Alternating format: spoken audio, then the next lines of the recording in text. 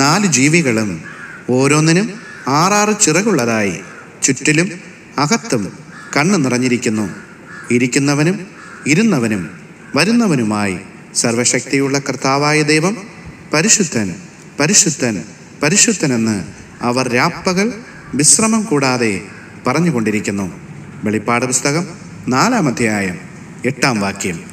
ചേറ്റിലല്ലയോ കിടന്നതോർത്തു നോക്കിയ നാറ്റമല്ലയോ വമിച്ചതൻ ജീവിതം മാറ്റിയല്ലോ എൻ ജീവിതത്തെ മാറ്റമില്ലാത്ത നിന്റെ കൃപയാ.